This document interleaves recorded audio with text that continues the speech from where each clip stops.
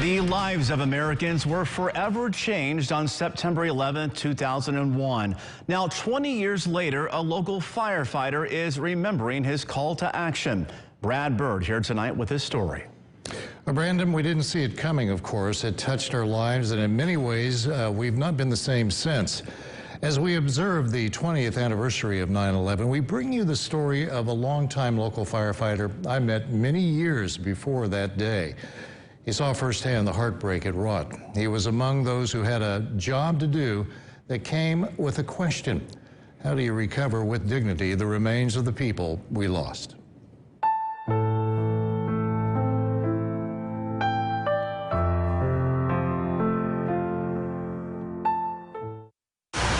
It's been 2 years since we were there.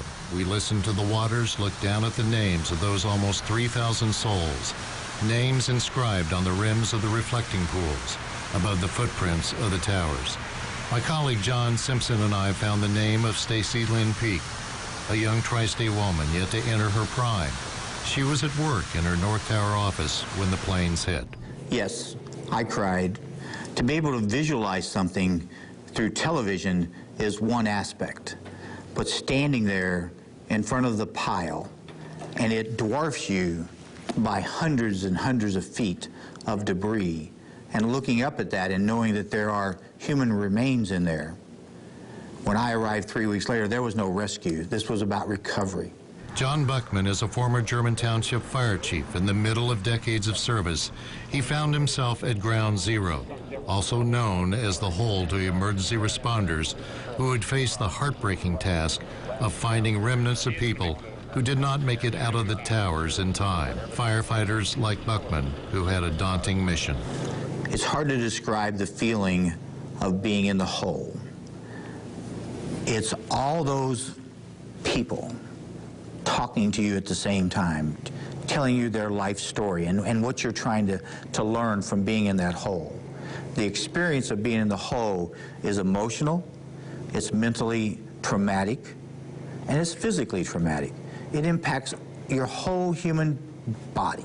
People ran from the huge, sickening plume that followed, but firefighters and other first responders headed directly into the center of the hell on earth. The public realizes that the firefighters are more than just firefighters. They are courageous individuals who will do whatever it takes to save a human life, even if many people would think climbing 100 and some odd stories to try to rescue people is not a good idea. Those firefighters were attempting to do that. Buckman would later testify before Congress. He was president of the International Association of Fire Chiefs during those very troubled times. In our initial operations at the scene, we weren't really concerned about the air. As time went on, we became more and more concerned about the quality of air because we had all these people that were breathing the air, and some of them were becoming sick even a month into the incident. He called for major safety reforms and protocol to give his brothers and sisters who survived but lived with emotional and real pain. There are many firefighters who are still suffering the after effects of September 11th and their experience working in the World Trade Center recovery effort. John Buckman often looks down now on a much smaller memorial in front of his fire station tucked into the nooks and crannies of the countryside, dedicated to those who had no time to prepare to save lives. When Commissioner Thomas Von Essen of the Fire Department of New York is telling me about some of the friends that he lost, I cried for his loss. 343 men and women rushed to those towers that once stood where the waters now provide solace. Firefighters who did not come home that day. They are not forgotten. As of 2019, 227 New York City firefighters died of 9/11 related illness.